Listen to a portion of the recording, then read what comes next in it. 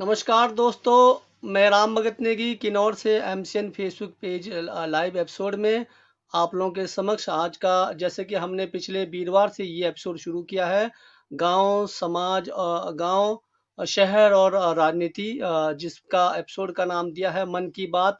हम गांव, शहर और राजनीति के विषय में हम जो अपने मन की बात इस एपिसोड में रखेंगे और जानेंगे। इसमें हमने कोशिश की है कि कुछ लोगों को हम जो है आपके समक्ष लाएं, उनसे हम सवाल जवाब करें, आपकी प्रतिक्रिया करें। तो जितने भी हमारे एमसीएन फेसबुक पेज से जुड़े हैं उन सबसे निवेदन करता हूं कि इस एपिसोड को ज़्यादा से ज़्यादा शेयर करें और ज़्यादा से ज़्यादा प्रतिक्रिया करें।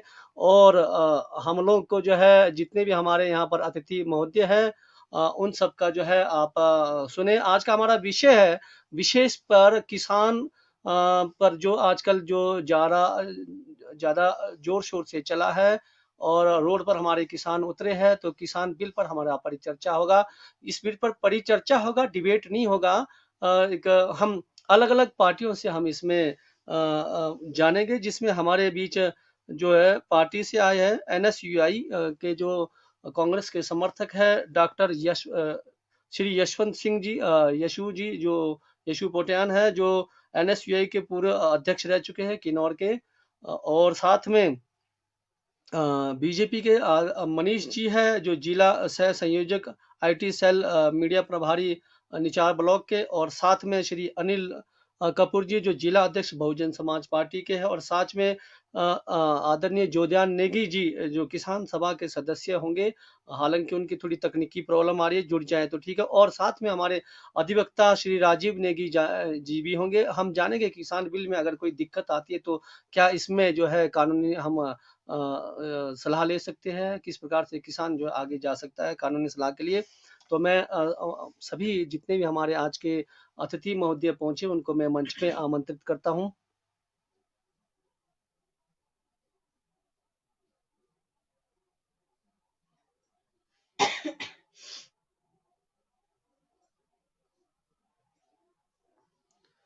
राजीव सर नमस्कार जी, आपका एमसीएन फेसबुक पेज लाइव में।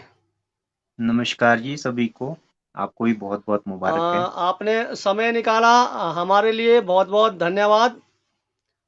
आप सभी का धन्यवाद। आप लोगों ने हमें एक प्लेटफॉर्म दिया जिसमें हम अपने अ, विचार जी, रख सकते जो हैं। आज का जो परिचर्चा रखा है उसी विषय में हमने ये जानना चाहेंगे कि अगर इस बिल में कोई दिक्कत आती है तो क्या कानूनी प्रक्रिया प्रक्रिया भी रहेगी आम किसान को, आम जनता को। तो इसी विषय पर हम थोड़ा आपसे परिचर्चा करेंगे। बाकी अतिथियों से हम जो है मिलाते हैं आपसे। सर, इसमें मैं बेसिकली शुरू में तो इस अध्यादेश के बारे में बताना चाहता हूँ। सर, ये अध्यादेश लाया गया था 14 सितंबर 2020 में सर। जी, एक मिनट और ये मैं हमारे आपको रोकता हूँ सर, यहीं पर ही पहले सभी अतिथियों को बुलाते हैं।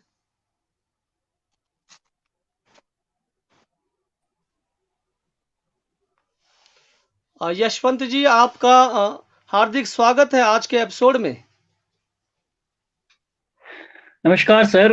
आपका बहुत बहुत धन्यवाद। और एमसीएन पेज को मैं बधाई भी देना चाहता हूं और शुक्रिया अदा भी करता हूं कि आप लोगों ने जो एक ऐसा प्लेटफॉर्म बनाया है जहां पे हम लोग सारे किन्नौर के युवा हो या जो जागरूक लोग हैं वो जनता को जागरूक कर सके और अच्छे अच्छे जो है कि राजनीति, शहर, गांव, जो भी विषय हैं किन्नौर के, जो एक विषयों से जो है कि लोगों को जागरूक कर सके और हम आगे मिलजुल कर आगे बढ़ सके।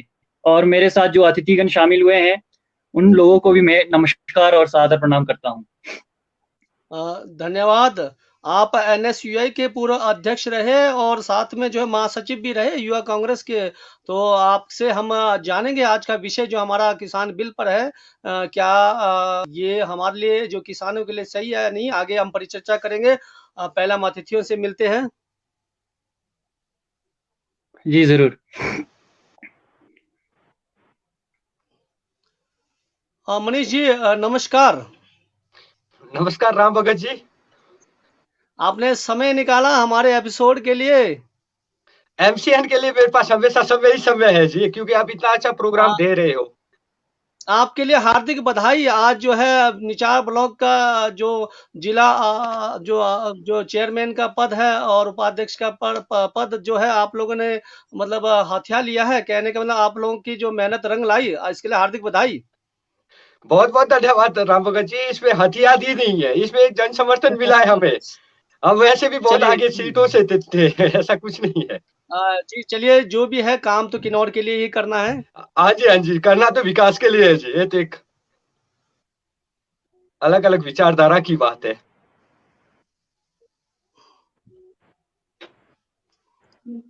अनिल जी नमस्कार, आपका एमसीएन पेज में। नमस्कार सर, धन्यवाद करता हूं अनिल मैं जी एमसीएन पेज का। फिर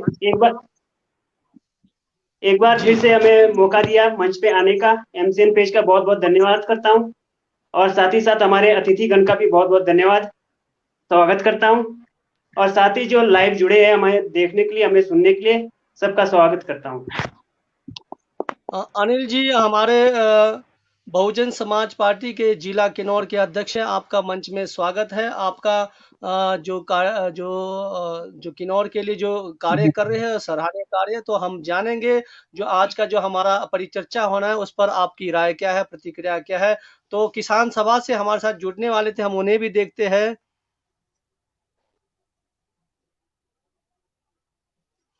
शायद जुड़ नहीं पाए हैं, अगर जुड़ेंगे तो हम इनसे परिचर्चा करेंगे। चलिए सबसे पहले मैं आप लोगों के सामने एक कविता रखूंगा, क्योंकि कविता रखने का मकसद मेरा यही है, उसी से हमारी सवाल निकलने वाली है। और इजाजत है मुझे? बिल्कुल जी, सर, बिल्कुल इजाजत है जी, आप सुनाओ। जी। विषय है किसान। फल फसल और अन्न उगाने रोज खेतों में मेहनत करता, एक एक दाने को समेट कर फिर मंडियों में वो पहुंचाता। फल फसल और अन्न उगाने रोज खेतों में मेहनत करता, एक एक दाने को समेट कर फिर मंडियों में वो पहुंचाता। कपास गेहूं और धान, हाँ कपास गेहूं और धान आदि कई अन्न उगाता, मौसम की मार को रोज झेलता, बाढ़ सुनामी बरसात और सूखा सब सहन कर देश के लिए जीता। वो किसान है। हाँ 365 दिन बिना आराम किए, हाँ 365 दिन बिना आराम किए दिन रात खेतों में वो जीता। कभी सिंचाई कभी गुड़ाई कभी रोपाई कभी बिजाई, अंत में कटाई छटाई कर मार्केट को ले जाता। वो किसान है। उचित दाम कभी मिलता नहीं, हाँ उचित दाम कभी मिलता नहीं, कर्जों से कभी मुक्त होता नहीं, मजबूरी लाचारी और किस्मत को कोसते हुए अगले फसल की करता तैयारी। मजबूरी लाचारी और किस्मत को कोसते हुए अगले फसल की करता तैयारी। बैल गाय बकरियां उसके रिश्तेदार है, हाँ बैल गाय बकरियां उसके रिश्तेदार, इनके बदौलत ही जी लेता मजेदार। पेड़ पौधे खेत खलियान उसके मित्र है, हाँ पेड़ पौधे खेत खलियान उसके मित्र है, ईमानदारी किसान का चरित्र है। इस देश के किसानों का नमन, इस देश का किसानों का नमन। अब विषय आता है, मैं आदरणीय यहाँ पर यशवंत जी से ही पूछूंगा कि इस बिल हाँ जी सर। में जैसे ये बिल आया है, क्या अब किसान जो है कर्जों से मुक्त होगा? क्या किसान को उचित दाम मिलेगा? और क्या इसमें अब किसानों की जो लाचारी जो है खत्म होगी? तो इस पर थोड़ी सी परिचर्चा आप करेंगे कि जो किसान बिल आया, पहले हम परिचर्चा करेंगे, जो 3 बिल है उस पर हम बाद में हम प्रतिक्रिया करेंगे। क्या इस पर किसान के अच्छे दिन आने वाले हैं? यशवंत जी आप थोड़ा सा इस पर प्रतिक्रिया करें। जी पहले तो आपके जो ये इस क्वेश्चन का सवाल है कि क्या इस बिल से जो है कि किसान को कोई सुविधा या बेनिफिट होने वाला है या नहीं होने वाला है, इस पे मैं ये कहूँगा कि ये काले बिल हैं, और ये बिल जो है कि किसान को फायदा नहीं, किसान को और ज्यादा नुकसान कराएगा ये। क्योंकि इस बिल में देखने से तो ऐसा लगता है संभावनाएं बहुत है, किसान के लिए बहुत ज्यादा फायदा है, लेकिन ये बिल अंततः ये कॉरपोरेट सेक्टर को ही फायदा पहुंचाने वाले बिल हैं। और इस बिल से मुझे नहीं नजर आ रहा कि कोई भी इन तीनों बिल में से जो बिल किसान के लिए बनाया गया हो, किसान को और ज्यादा परेशान करने वाले बिल हैं ये।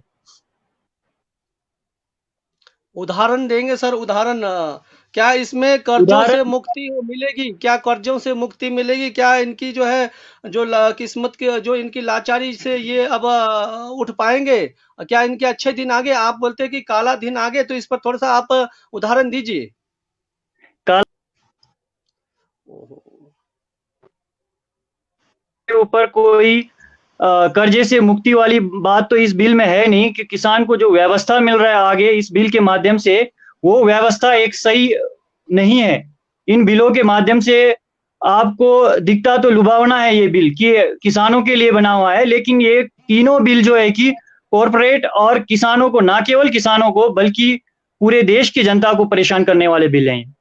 और इन बिलों को इसीलिए किसान जो है पिछले 90 दिनों से इनके विरोध में खड़ा है।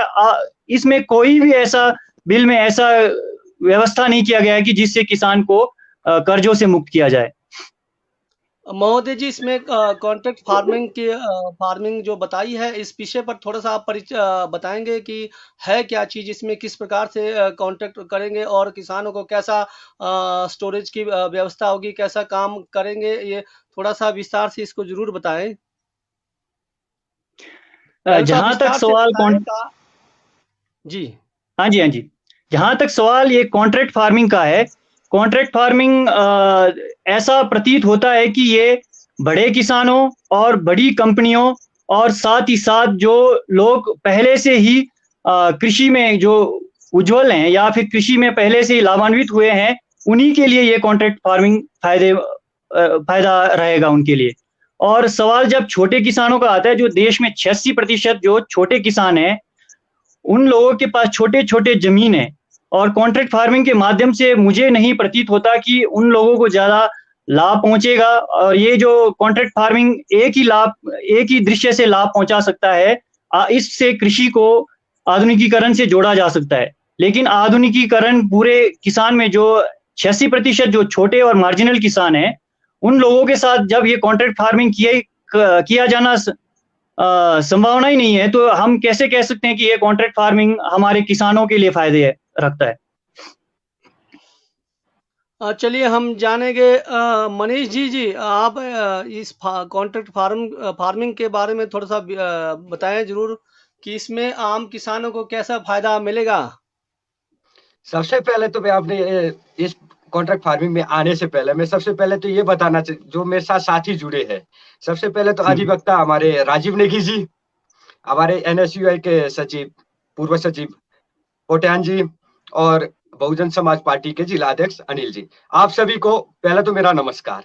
और अब सबसे पहले आते हम किसान बिल के इस कॉन्ट्रैक्ट फार्मिंग। कॉन्ट्रैक्ट फार्मिंग जो होगा वो आज से पहले कॉन्ट्रैक्ट फार्मिंग आपने देखा होगा कौन करता था?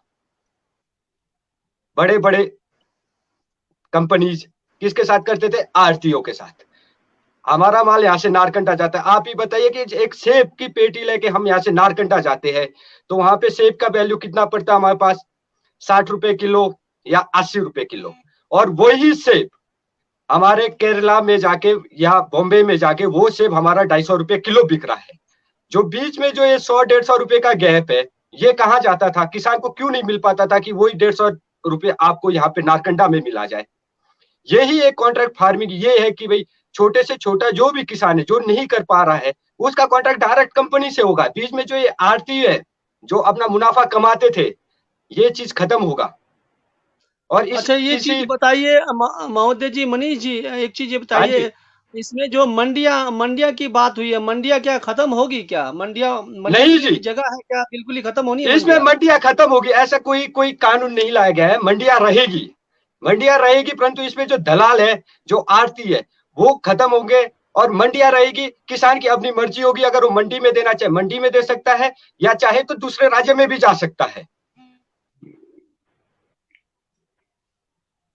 जी, चलिए हम अनिल जी की प्रतिक्रिया जानते हैं। अनिल जी, आप इस बिल को लेकर क्या कहना चाहेंगे? ये किसानों के, अभी किसानों पर है, कल को बागवानों पर आएगा, क्योंकि हिमाचल बागवान से संबंधित रखता देश है, क्योंकि यहाँ फल का ही जो है, हिमाचल हमारा फल से ही संबंधित रखता है। बागवानों पर गाज गिर सकती है। अभी किसानों पर गाज है, या फिर इस बिल पर आप थोड़ी सी प्रतिक्रिया करें, ये सही है या गलत?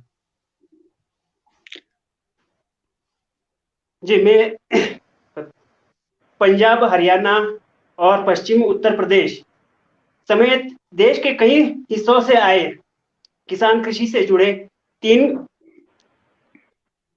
कानून को लेकर दिल्ली, यूपी, हरियाणा से लगी सीमाओं पर विरोध प्रदर्शन कर रहे हैं। इसमें प्रशासन आंसू गैस और पानी के बौछार भी किया है। किसानों ने फिर भी आंदोलन जारी रखा। 17 सितंबर 2020 को लोकसभा में दो कृषक उपज जो है व्यापार और वाणिज्य संवर्धन और सरलीकरण विधेयक 2020 और इसमें कृषक सशक्तिकरण व संरक्षण, कीमत आश्वासन और कृषक सेवा पर करार विधेयक 2020 लोकसभा में पारित हुआ। जबकि वस्तु विधेयक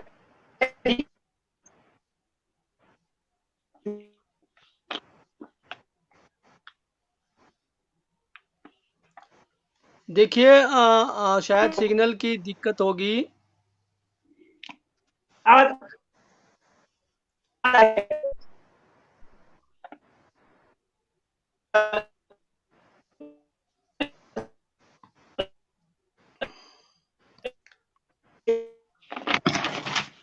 चलिए हम इनका म्यूट कर देते हैं जब तक दिक्कत आएगी। तो इसमें जो कृषि उत्पादन वाणिज्य में जो बिल है, यशवंत जी और मनीष जी ध्यान दीजिएगा, इसमें जो है किसान अपना माल नहीं बेच सकता, मंडियां खत्म हो जाएगी। ये जो आपका बिल है कृषि उत्पादन वाणिज्य बिल में ध्यान दीजिएगा, इसमें ये बताया गया है कि कृषि उत्पादन वाणिज्य इस बिल में अपनी फसल जो है बड़ी जो जिसको आप दे रहे हो वही खरीदेगा, लेकिन मंडियां खत्म हो जाएगी, अपना माल नहीं बेच सकते आप। मनीष जी आप बताइए इसमें। इसमें कुछ नहीं होगा। ये जो चीज है जिसमें कहा जा रहा है कि भाई मंडियां खत्म होगी, मंडियां कोई खत्म नहीं होने वाली है, मंडियां खत्म होगी नहीं। केवल ये है कि भाई कॉन्ट्रैक्ट फार्मिंग में जो भी निजी एजेंसियां खरीदने की अनुमति देगी, कॉन्ट्रैक्ट केवल उत्पाद के लिए होगा।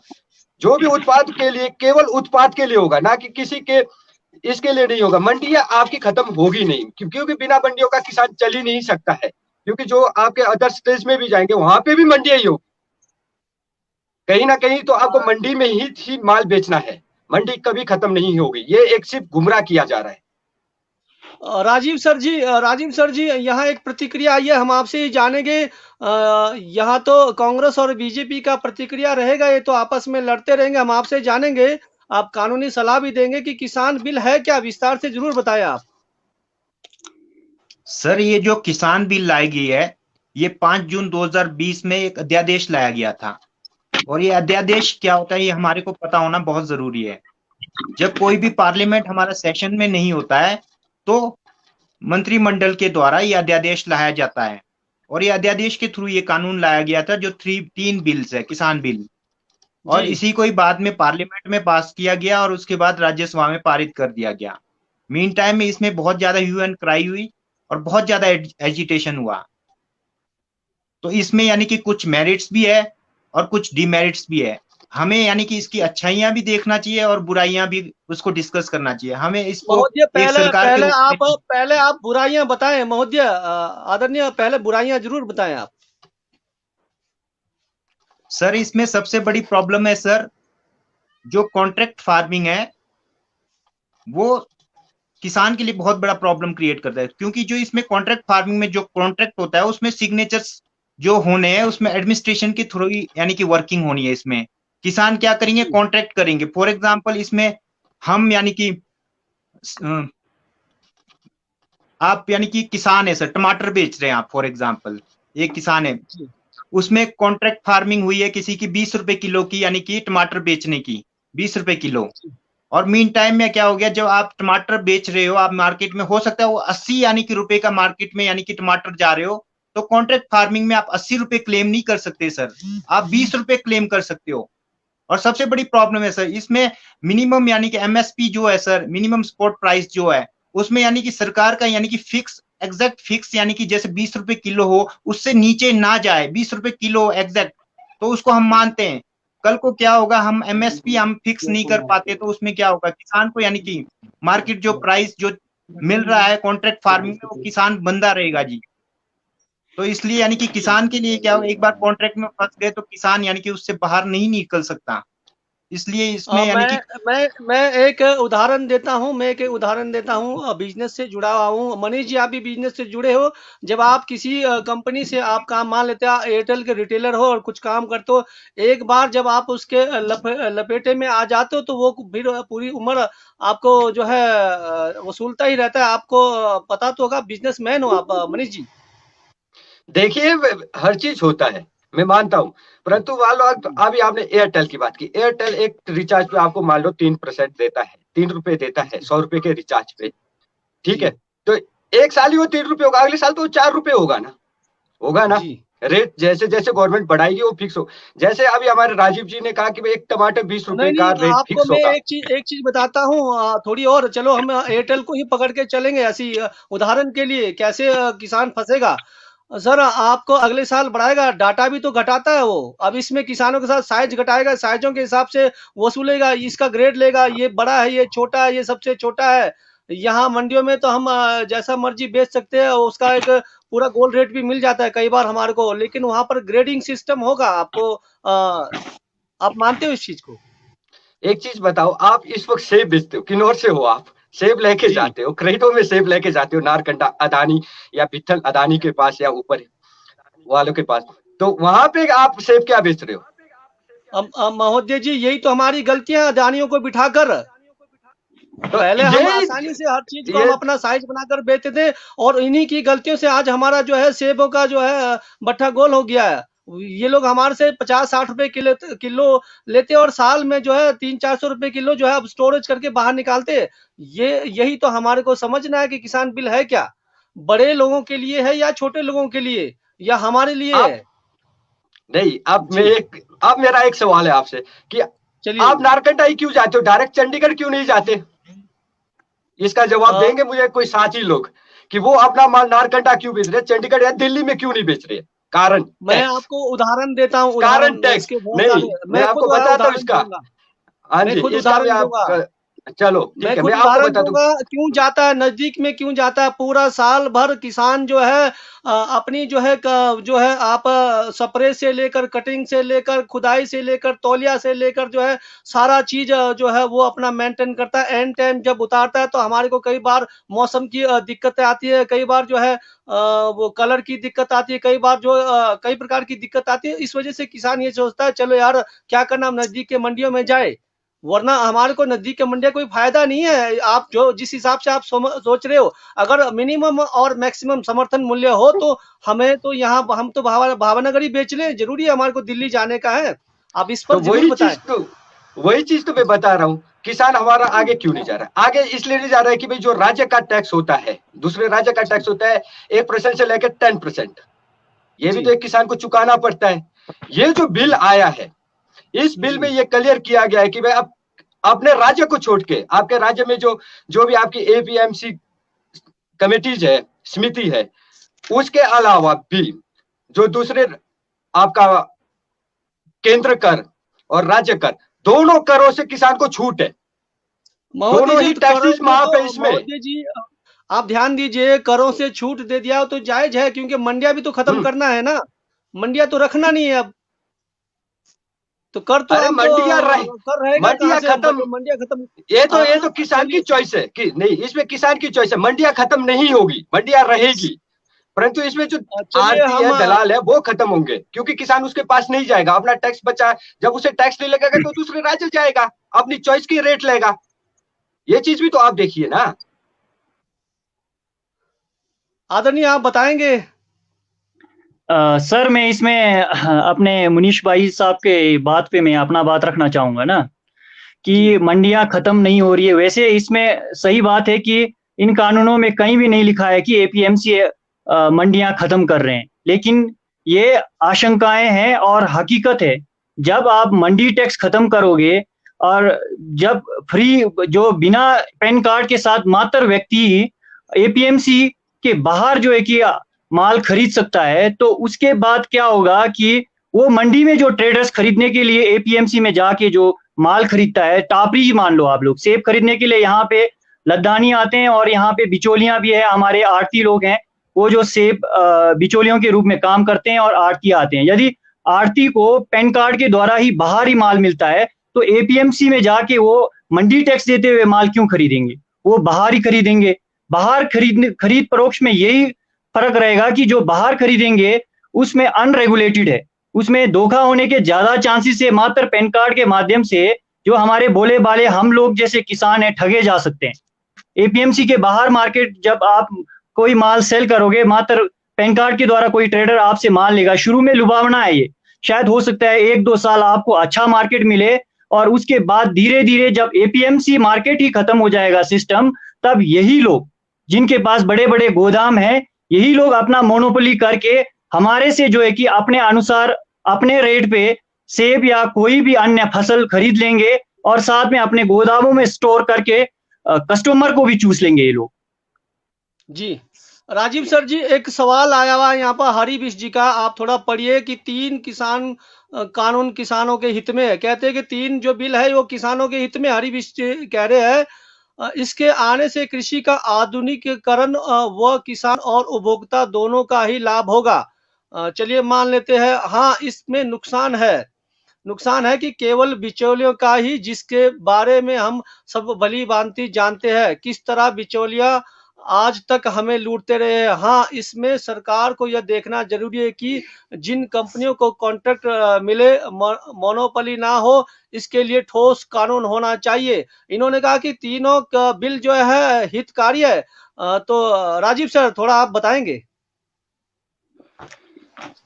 सर इसमें सबसे पहली बात तो जो पहला बिल है सर, इसमें हम इंटरस्टेट और इंट्रास्टेट हम दूसरे राज्य में भी अपना सामान बेच सकते हैं। जैसे हम सेब है, वो पहले भी बेचते थे, हम दिल्ली में ले जाते थे, बॉम्बे में ले जाते थे, चंडीगढ़ में जहां भी ले जाते थे। इसमें कोई नई चीज नहीं है सर, पहले टैक्स देते थे, ये चीज भी आप नोट रखो। इसमें कोई नई बात नहीं है। और अब जाके यानी कि क्या हुआ है इसमें सबसे बड़ी बात, जी अब हम इसमें देखो, पहले हमारे क्या होते थे, लोकल मार्केट में होते थे एपीएमसी जो है, वहां पर क्या होते थे, हमारे लोकल लोग काम करते थे, उसको हम सामान बेचते थे, कोई भी प्रोडक्ट्स, चाहे सब्जी हो चाहे फल हो। अब क्या होगा, ये डायरेक्ट मार्केटिंग, इसमें सबसे ज्यादा नुकसान होगा छोटे किसानों के, क्योंकि क्या होगा, जिनके यानी कि बड़े किसान हैं, जिनके सेब के बहुत सारे पेटियां निकलते हैं, वो तो दिल्ली चले जाएंगे, बाहर ले जाएंगे, लेकिन जिनके 100-200 पेटी निकलेंगे तो उनके लिए बहुत बड़ी प्रॉब्लम होगी, क्योंकि उनको जो बाहर के जो आड़ती, बाहर के लोग जो होंगे, कंपनी वाले होंगे, वो हमारे को इतने समर्थन मूल्य नहीं दे पाएंगे, क्योंकि वो छोटे यानी कि जो की पेटियां होते हैं, ज्यादा यानी कि प्रोडक्शन उन पर ज्यादा फोकस होते हैं। तो इसमें से ये चीजें बड़ी ध्यान देनी पड़ेगी। और दूसरी बात, हमारे यहाँ पर लोकलिटी में जो एक लोकल मार्केट है वो भी खत्म हो जाएगी। मैं इसका एक एग्जांपल देता हूँ सर। फॉर एग्जांपल आप जियो को ही लीजिएगा सर। शुरू में क्या हुआ था, जियो ने यानी कि हमारे को यानी कि क्या कर दिया था सर, फ्री में बांटना शुरू कर दिया था। उसके बाद क्या हो गया, धीरे धीरे हमें हैबिट हो गया सर। जब हमें हैबिट हो गया तो फिर क्या हो गया, हम उसके यानी कि बिना रह नहीं सकते। तो आज के टाइम में देखिए सर, कभी हम यानी कि 100-200 रुपए में रिचार्ज करते थे जियो के, आज हम 700-700 रुपए महीना 3 महीने का दे रहे सर। तो सोचो सर, हमारा एपीएमसी जो मिडल मैन जो खत्म हो जाएगा, क्या होगा। पहले हम मिडल मैन को सामान बेचते थे, हम अपने यानी कि ठेकेदारों को देते, हम उनको पकड़ सकते थे सर। यदि आप बाहर जाओगे, एक इनोसेंट होता है सर, किसान के पास इतना टाइम नहीं होता है कि वो बाहर ही रहे, वो सीधा साधा होता है, अपने खेतों में यानी कि सीमित रहा होता है। और जब वो अपने सेब को बेचने बाहर जाता है, ऐसे कई एग्जाम्पल है किन्नौर में, क्या किया लोगों ने, सेब बेचा सर। एक उदाहरण मैं देता हूं। चलिए आप जियो की बात करते हैं, जियो आया था, इस चीज पर मैं थोड़ी सी जियो की भी मैं वो करूंगा, एक तारीफ करूंगा। चलिए, जियो आने से जो कंपनियां और जो बाकी कंपनी की मोनोपोली थी वो खत्म हो गई, क्योंकि एयरटेल आदि ने बहुत लूट मचा के रखा था। लेकिन हमें ये पता नहीं था कि जियो अपने फायदे के लिए काम कर रहा है, और धीरे धीरे अब जियो भी उसी लाइन में आ चुका है। ये एक ही थैली के चट्टे बट्टे हैं, इस पर हम ये कहेंगे। एक हमारा प्रैक्टिकल ग्राउंड में बताएंगे। आरपी नेगी जी का एक कमेंट्स है, जो पूरे किन्नौर में केबल चलाते हैं। अब मैं इनका प्रतिक्रिया देखिए कि एक बात स्पष्ट करना चाहता हूं कि कोई भी कानून पारित होता है, आम आदमी उस कानून में पिस जाता है। एग्जाम्पल है कि केबल टीवी के लिए कस्टमर को पहले 220 रुपए दिया जाता था पूरे चैनल देखने के लिए, आज उसी चैनल को 600-700 रुपए देना पड़ता है। मोदी जी देखिए, तो कोई भी कानून बनता है इसमें आम आदमी के लिए नहीं है ये। अब इसमें बताया कि ये है स्टार, सोनी, जी जैसे कंपनियों के लिए फायदा हुआ है, आम आदमी का क्या फायदा हुआ बताइए आप मनीष जी। यही किसान बिल में आपको देखने को मिलेगा। मनीष जी, आप प्रतिक्रिया कीजिए। देखिए जी, इसमें कोई कंपेयर वाली बात नहीं है। ये सारी आप अपनी अलग अलग जगहों की बात है, केबल, ये सारी नेटवर्किंग की बात है। सबसे पहले जियो आया, ठीक है, जियो ने एक दिशा दी। आज इंसान जियो क्यों खरीद रहा है? जियो इसलिए खरीद रहा है क्योंकि इसका नेटवर्किंग अच्छा है, इसकी स्पीड अच्छी है, और किन्नौर में इसकी बहुत अच्छी स्पीड है, इसीलिए जियो का रिचार्ज कर रहा है। अगर जहां पे एयरटेल का अच्छा नेटवर्क है, अच्छा 4G चल रहा है, वहां पे आदमी एयरटेल भी चला रहा है, बीएसएनएल भी चला रहा है। रिचार्ज तो लगभग सबके बराबर ही है, 199 रुपए से लेकर 2500 रुपए तक। तो रेट तो किसी के कोई कम नहीं है, परंतु जियो ने कम से कम ये चीज तो दी कि भाई एक कोई कंपनी चाहे तो साल भर आपको फ्री दे सकती है। मनीष जी, अगर बिल सही है तो रोडों में किसान क्यों बैठे हैं? चलिए, हम अरे किसान का है सर, किसान का है, कोई किसान तो दिखाए वहां पे, सारे पूंजीपति है वहां पे। हम यहाँ पूछेंगे अनिल जी से। अनिल जी, आप अपनी प्रतिक्रिया कीजिए कि ये जो बिल है, क्या किसानों के फायदे के लिए, या फिर मल्टीनेशनल कंपनियों के लिए, या फिर हमारे स्वदेशी कंपनियों के लिए है? जी बिल्कुल। इस अध्यादेश के धारा 4 में कहा गया है कि किसान को जो है पैसा 3 कार्य दिवस में दिया जाएगा। अब देखिए, हमारे भारत में जो 85% जो है किसान, 85% किसान है। अब किसान जो है, यदि कहीं वो पैसा नहीं आया तो किसान को बार बार जो है दूसरे प्रांत में चक्कर लगाना पड़ेगा, और वो किसान इतना ताकत जो है 3 या 4 एकड़ जमीन वाला, इतना ताकत उनके साथ लड़ने के योग्य भी नहीं होगा, ताकत नहीं है। अब आप देखिए, बिहार में 2006 में एपीएमसी नहीं, 2006 में जो है एपीएमसी नहीं है।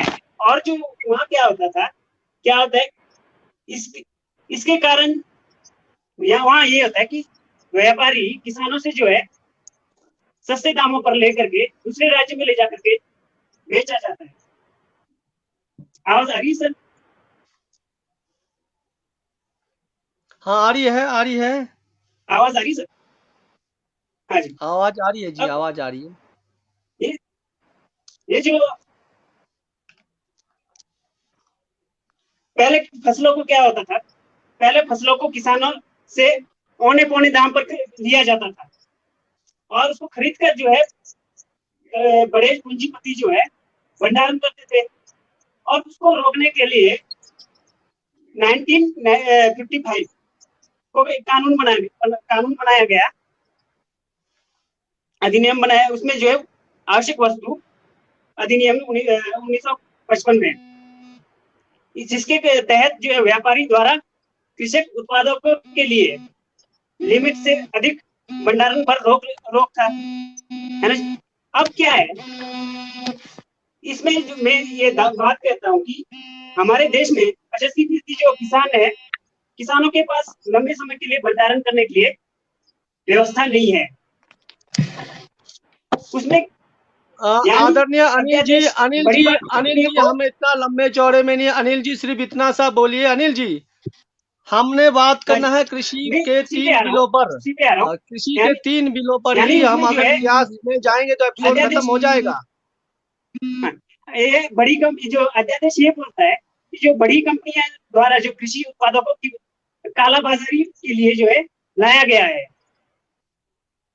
जी, कंपनियां और सुपरमार्केट अपने बड़े बड़े जो गोदामों में जो है स्टोर करके रखेंगी, बाद में जो ग्राहकों को जो है इसमें अधिक दाम पे बेचा जाएगा। आदरणीय यशवंत जी और क्या बोलते हैं अनिल जी, गोदाम तो पहले भी बनते थे, ऐसा कुछ नहीं है।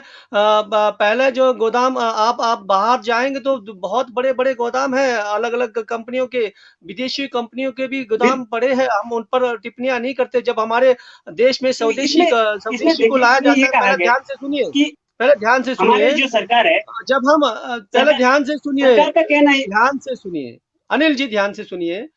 कभी कभार चीजों को समझना बहुत जरूरी है। जब देश में क्या होता है, विदेशी चीजों का जब व्यापार होता है उस पर कोई नहीं करेगा, लेकिन जब स्वदेशी सामानों का व्यापार होता है तब हम लोग बहुत चिल्लाने लगते हैं। अगर इस काम के लिए अंबानी अदानी काम करता है तो हमारे इंडिया के ही है, भारत के, तभी शायद जो है इस पर ज्यादा बवाल हो रहा है। अगर विदेशी कंपनियां इसमें काम करती तो शायद जो है इतना बवाल नहीं होता। कहीं ना कहीं इस पर जो है हमें सोचना चाहिए कि क्या ये मल्टीनेशनल कंपनियों का कोई ऐसा दबाव बन रहा है कि ये जो किसानों का बिल के लिए जो रोड पर उतरे हैं, क्या ये हमारे रियल किसान है या फिर कोई खरीद फरोख्त के किसान है? यशवंत जी, आप बताइए। जी जी जी, मैं आपकी इस बात से बिल्कुल सहमत नहीं हूँ कि कोई बाहरी विदेशी कंपनियों का इसमें कोई उनका प्रभाव नहीं है। ये देसी कंपनियों का भी कोई हमें वो नहीं है कि अदानी या अंबानी ग्रो ना करे। हमारा कहना जी ये है कि ये तीनों बिल जो है ये किसान विरोधी बिल है, जो किसानों को एक बनावटी बिल है। जो बिल इस तरीके से पेश किया गया है कि बना तो किसानों के लिए है, लेकिन हकीकत में ये किसानों के लिए नहीं, चंद पूंजीपतियों को बढ़ावा देने के लिए है। अगर देखा जाए ये तीनों बिल इंटर रिलेटेड है।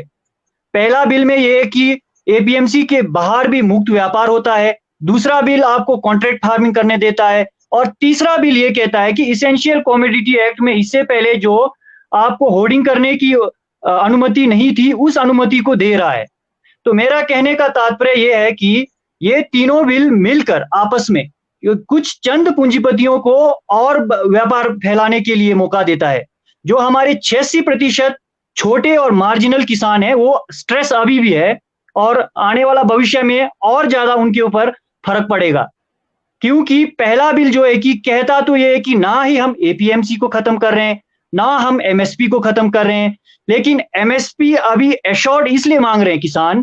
पहले भी एश्योर्ड नहीं था एमएसपी, सिर्फ गवर्नमेंट की तरफ से रेगुलेट किया जाता था।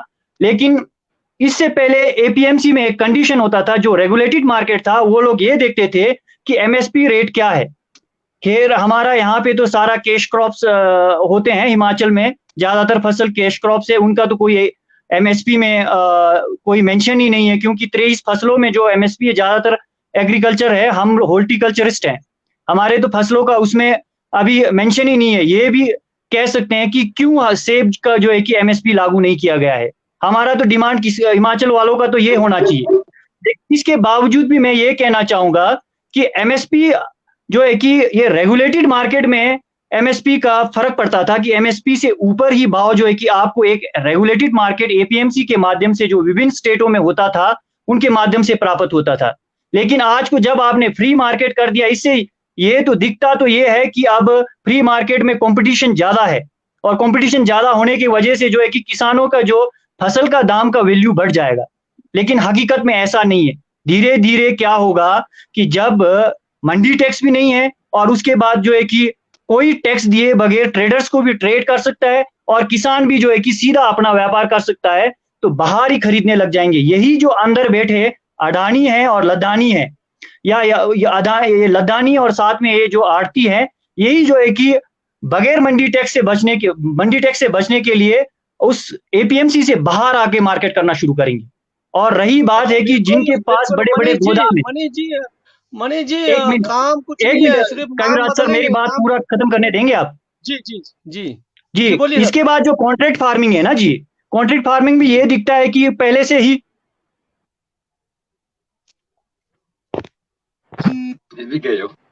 हाँ जी, हेलो हेलो, हाँ जी जी, आपको मेरी बोलिए जी। आवाज आ रही है सर? आ रही है, आ रही है, आ रही है। सर एक्चुअली हाँ, कॉल आई होगी आपको। हाँ जी, हाँ जी, हाँ जी, हाँ जी। इसके बाद जो दूसरा बिल है जिसमें कि कॉन्ट्रैक्ट फार्मिंग को बढ़ावा दिया जा रहा है, कि कॉन्ट्रैक्ट फार्मिंग में ये लगता है कि कृषि में आधुनिकीकरण होगा, और इससे भी जो आधुनिकीकरण किसके साथ होगा, जो बड़ी बड़ी कंपनीज होगी। कॉन्ट्रैक्ट फार्मिंग किसी छोटे छोटे किसानों के साथ 10 किसानों से जुट के खेती करने से तो बेहतर है कि वो किसी एक बड़े किसान के साथ ही फार्मिंग करे, उसी के साथ समझौता करे। गाँव में जो 5 बड़े बड़े किसान हैं उन्हीं के साथ कॉन्ट्रैक्ट फार्मिंग किया जाएगा, जो छोटे छोटे किसान हैं उनको नजरअंदाज किया जाएगा। और कॉन्ट्रैक्ट फार्मिंग का भी फायदा ये, यदि किसान और इस कंपनी के बीच में कोई विवाद होता है तो उस विवाद में जब कंपनी तो इतने बड़े बड़े वकील हायर कर देंगे, लेकिन किसान बेचारे इन बड़े बड़े कॉन्ट्रैक्ट फार्मिंग के बिल्स को इनको अच्छे से समझ नहीं पाएगा, बड़े बड़े वकील को हायर नहीं कर पाएगा, तो उसमें भी कौन पीसा जाएगा? उसमें भी किसान ही पीसा जाएगा। और रही बात इसेंशियल कमोडिटी एक्ट, ये तो पूरे देश के लिए जो है कि नुकसानदायक है, ना केवल किसानों को बल्कि ये उपभोक्ताओं के लिए भी नुकसानदायक है, क्योंकि इसके माध्यम से आप डायरेक्ट ये कह रहे हैं कि आप होर्डिंग कर सकते हैं। जो प्याज आज को ओनियन है, आपके पोटैटो है या और अन्य पल्सिस से कुछ भी है, उनको आप होर्डिंग कर सकते हैं, जमा रख सकते हैं। बोलते ये सरकार ये कह रही है कि किसान इसको होर्डिंग करके जब इनका रेट बढ़ जाएगा उस समय निकाल के बेच सकता है, लेकिन हम छोटे किसानों के पास होर्डिंग करने के लिए गोदाम है ही कहाँ, जो हम इनको गोदामों में डाल के रखे और उसके बाद जो है कि हमें तो एक समय में जब हमारा माल उतरता है उसी समय पैसे की जरूरत होती है और गोदाम भी नहीं होता। और गोदाम किसके पास है? गोदाम बड़े बड़े कंपनीज के पास है और बड़े बड़े फार्मर्स के पास है। अंततः यही होगा, जो बड़े लोग हैं, बड़े फार्मर से, बड़े कंपनी से, वही गोदामों की संख्या बढ़ाएंगे और अपने अनुसार किसान को जो है कि जिस समय वो किसान से लेंगे, मान लो सेब ही हमसे 50 रुपए का सेब पर केजी लेंगे, तो वो उसको होर्डिंग करके क्या करेंगे, बाद में जब निकालेंगे वो 300 रुपए पर केजी भी बेच सकते हैं जब मार्केट में डिमांड बढ़ गया। तो इस तरीके से ये तीनों चीज देखने में ये लगता है कि किसानों के लिए लाया हुआ है, लेकिन अंततः यही होता है कि जिसके पास बड़े बड़े गोदाम है या फिर जिसके पास पैसा है पहले इन्वेस्ट करने के लिए, अब यहाँ फ्री मार्केट है, देश की किसी भी कोने में जाके बेचो बोल रहे हैं कि इससे ये देखो कि किसी भी कोने में बेच सकते हैं। हम छोटे किसान देश की किसी भी कोने में कैसे बेच सकते हैं? किसी भी कोने में ठेला लगाने के लिए आपको पैसा की जरूरत है और आपको समय की जरूरत है, एक्स्ट्रा एनर्जी की जरूरत है, एडिशनल आपको चार्जेस की जरूरत है। वो सब हम कहाँ से मैनेज कर पाएंगे? ये भी वही लोग कर सकते हैं जो बड़े बड़े लोग, जिनके पास एक्स्ट्रा मनी है और एक्स्ट्रा टाइम है, समय है, जो बिजनेसमैन है, उन्हीं के लिए फायदेमंद है। आखिरकार हमें तो नजदीक में मंडी चाहिए। ऐसा नहीं है कि एपीएमसी एक्ट में कोई खामियां नहीं है, खामियां है, लेकिन उनको दुरुस्तीकरण करने की जरूरत है, ना कि उनको बिल्कुल खत्म करने की जरूरत है। ये आड़तियों के आड़ में जो है कि किसानों को मरवाया जरूर जाता है, लेकिन इन्हीं आड़तियों को सुधारने के लिए एपीएमसी में भी कुछ जरूरत या आवश्यक स्ट्रिक्ट कानून की जरूरत है, ना कि इनको खत्म करने की जरूरत है। जी बहुत बहुत आपने विस्तार से समझाया। मनीष जी, आपके लिए एक प्रतिक्रिया आई है। मनीष जी, यहाँ बॉर्डर पर कोई पूंजीपति नहीं है तो शायद आपको महसूस नहीं होगा। मैं दिल्ली में हूँ, गांव में बैठकर अंदाजा लगाने से कुछ नहीं होता। तो इनका कहने का मतलब है कि किसान बिल जो है हित में नहीं है। तो ये हितेश पुजारी जी कह रहे हैं दिल्ली से। हितेश पुजारी जी को मैं कहना चाहूंगा कि भाई जो दिल्ली के बॉर्डर पे किसान जो कटे हुए हैं वो किसान है ही नहीं। वहां पे क्या 500 रुपए दिहाड़ी में लोगों को इकट्ठा किया गया है बड़ी बड़ी आरटीओ के द्वारा। वहां पे एक टिकैत नाम का एक नेता खड़ा है जिसका की कारोबार है, पेट्रोल पंप से, वो कहां से किसान है? उसकी पूंजी अभी भी बढ़ रही है। बेचारे वहां पे 500 रुपए दिहाड़ी में हड़ताल कर रहे हैं और अपनी पूंजी अभी भी बढ़ा रहे हैं। आप मुद्दों से भटक रहे हैं, हम बिलों से और उसके बाद दूसरी बात आप मेरी सुनिए। जैसे अभी हमारे युवा कांग्रेस वाले भाई साहब कह रहे थे कि भाई ये बिल में ये कमी है वो कमी है। इसी बिल को कांग्रेस 2013-14 में भी और 2018-19 में भी, मेरे पास ये 2 कॉपियां हैं, आप देखना चाहेंगे। इनका जो मैनिफेस्टो होता है इसमें क्लियर कहा गया है कि यदि हम सरकार में आते हैं तो सबसे पहले हम एमएसपी खत्म करेंगे और किसान बिल लागू करेंगे। जब आज मोदी सरकार जी ने किसान बिल लागू किया है तो सबसे पहले खामियां कांग्रेस को दिख रही है जो इस बिल को लाना चाहती थी। ये चीज कहां गई है? यहाँ पे सिर्फ कुछ चलिए, नहीं है, सिर्फ एक जनता को गुमराह किया जा रहा है, बाकी कोई कमी नहीं है। मैं एक चीज ये बताता हूँ, और राजीव सर से हम प्रतिक्रिया करेंगे, क्योंकि कांग्रेस और बीजेपी तो 5 साल आती जाती, और विलय जो है एक बार बदलेगा, दूसरे बार वो करेगा। राजीव सर जी, आपने कहा था कि कॉन्ट्रैक्ट फार्मिंग में बुराइयां हैं, आपने पहले बता दिया, और कितने बुराइयां और अच्छाइयां भी जरूर बताएं सर आप इसमें। अच्छा, ये हमें बता दूंगा, बुराइयां बता दे। सबसे बड़ी बात तो ये सर, जो इन्होंने कहा कि कांग्रेस ने ये बिल लाया, फलाना बिल, जी, बीजेपी ने ये बिल लाया, जी, ये बीजेपी और कांग्रेस का मुद्दा नहीं है सर, ये पूरा देश का मुद्दा है, किसान का मुद्दा है। बीजेपी आएगी, कांग्रेस आएगी, अपनी रोटियां सेक के चले जाएंगे, अपने वोट बैंक और अपनी टिकटें ले लेंगे और मुख्यमंत्री, सीएम, प्राइम मिनिस्टर बन जाएंगे। लेकिन इसमें हम मेन मोटिव हमारा क्या है? किसान है तो देश है, जब किसान ही नहीं है तो हम क्या खाएंगे, रोजी रोटी क्या खाएंगे? इसमें सबसे ये सुविधा भी किसान के लिए ही लाया गया है राजीव भाई। एक्ट जो 1955 लाया गया था, उस पर देखो सर, इसमें क्या होगा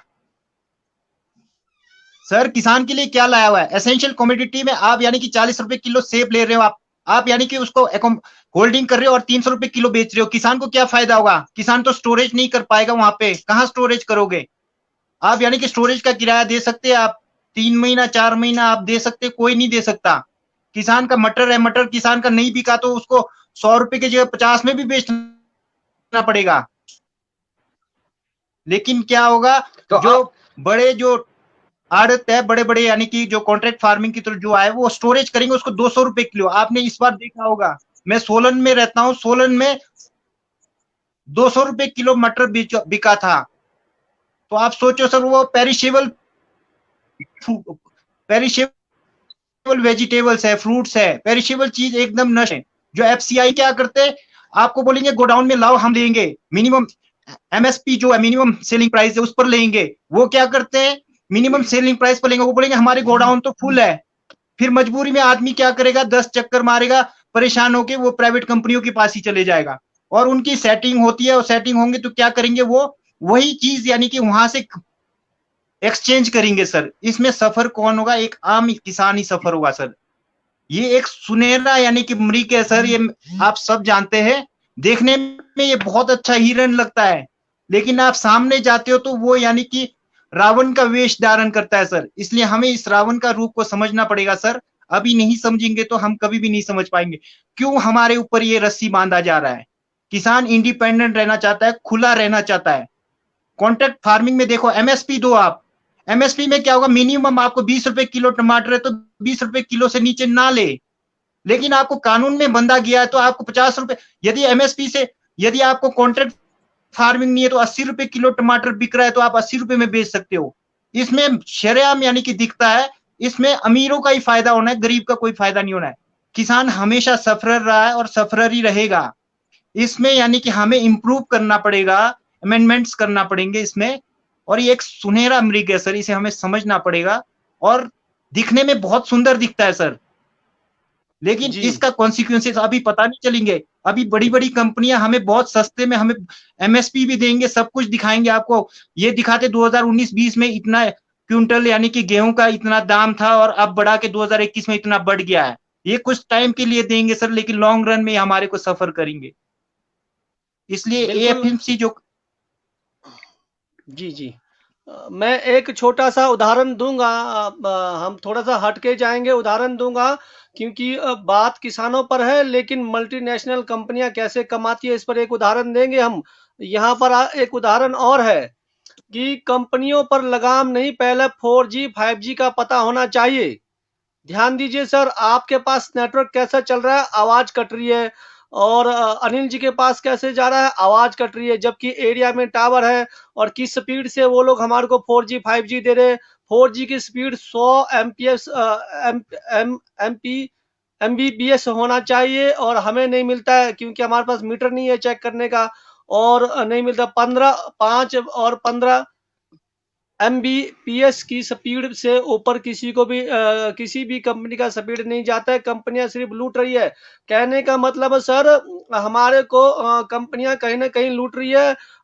तकरीबन जो आप चाहे केबल में जाएंगे, आप चाहे नेटवर्क की सुविधाओं में जाएंगे। आज अभी एक यहाँ कमेंट आया था कि जियो आने से आज हम इस प्रकार के प्रोग्राम में जा रहे हैं। तो इस चीज के लिए पहले बीएसएनएल भी तो इस प्रोग्राम को कर सकती थी, लेकिन बीएसएनएल को उठाने की कोशिश किसी ने की नहीं।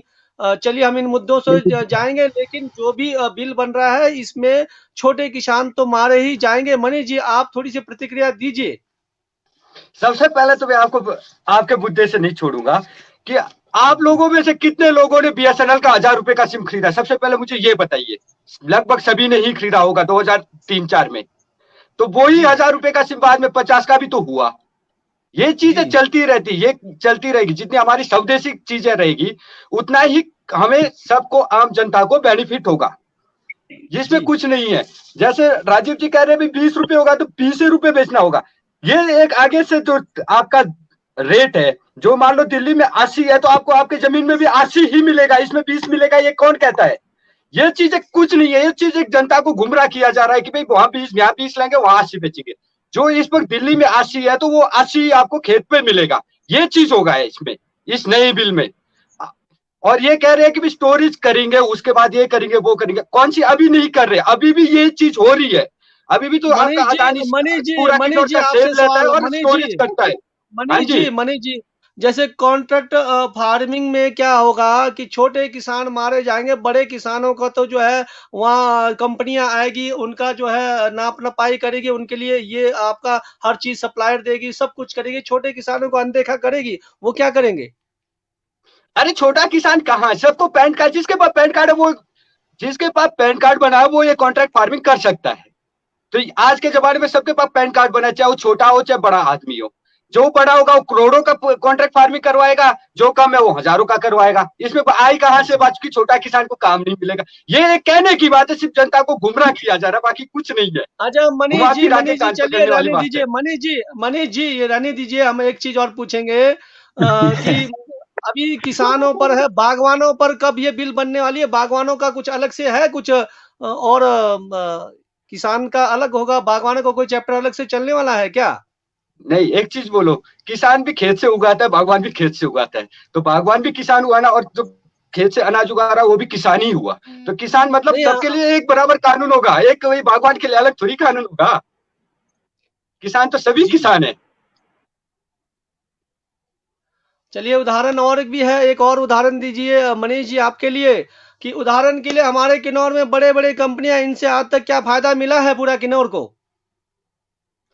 बड़ी बड़ी कंपनियां आएगी यहाँ पर, ये जो है स्टोरेज का वो बनाएगी और कॉन्ट्रैक्ट फार्मिंग करेगी, तो कितना फायदा मिलेगा? तो यहाँ पर बहुत सारी कंपनियां भी आई है, क्या इसमें रोजगार मिला है या फिर किसी की जो है ठेकेदारी कोई कर रहा है? ऐसे कई चीजें हमारे किन्नौर के अंदर में, कितने लोगों को कंपनी वालों ने फायदा दिला है किन्नौर में? इतनी सारी कंपनियां हैं। चलिए इससे भटकते हैं।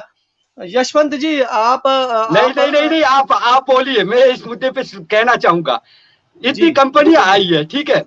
मैं आज से पहले की बात बताता हूँ। जब सबसे शुरू में SJVNL आया किन्नौर में, मैं शायद उस टाइम 9th कर रहा था, 94 90 के 85-90 के आसपास से SJVNL आई। और मैं 94 की बात बताता हूँ कि SJVNL ने 300 लोग मांगे इसी हमारे निचार ब्लॉक से, कि भाई हमारे पास रोजगार है, 300 लोग चाहिए। वहां पे कितने लोग पहुंचे थे? सिर्फ 10 लोग। और 10 लोग भी ये कि जो कंपनी ने कार्य दिया वो कार्य नहीं कर पाए और अपनी मर्जी से नौकरी छोड़ के चले गए। दादागिरी पे तो कोई काम होता नहीं है। यही हाल किन्नौर में है। हमारे लोग काम करने जाते हैं, परंतु आधे से ज्यादा दादागिरी करते कंपनी पे। तो कंपनी को तो काम चाहिए, गुरुजी, जिसने पैसा देना उसने काम लेना है। नौकरी बाप की भी पूरी, मैंने भी की है। मैं भी हाइड्रो प्रोजेक्ट्स में ही काम करके निकला हूँ, तो मैंने हर जगह का ये एक्सपीरियंस है। अभी भी देखो, जहाँ पे कोई कंपनी आएगी सबसे पहले वो लोकलिटी को प्रायोरिटी देगी। जब लोकल आदमी अपना लोकलिटी दिखाएगा तभी वो बाहर से आदमी लेके आएगा। यशवंत जी, आदरणीय हमारे जो प्रधानमंत्री मोदी जी ने कल कहा क्या कि किसान बिल पर जो जैसा किसान चाहेंगे वैसा ही रहेगा। तो कल उन्होंने कहा कि एमआरपी और एमएसपी पर भी जो है किसी प्रकार का कोई छेड़छाड़ नहीं है, जैसा था वैसा ही रहेगा। मेरी आवाज सुन रहे सर आप लोग? बिल्कुल जी। जी। तो हाँ जी, हाँ जी। हमें जो है इस पर कोई शंका नहीं होनी चाहिए। शायद किसान बिल जो है हमारे देश के हित में हो। फिर भी अगर यशवंत जी अगर आप कुछ कहना चाहेंगे तो जरूर बताएं। देखिए देखिए, जब से ये सरकार आई है हमारे चाहे हमारे प्रदेश के अंदर हो, एक आवाज आ रही है सर में?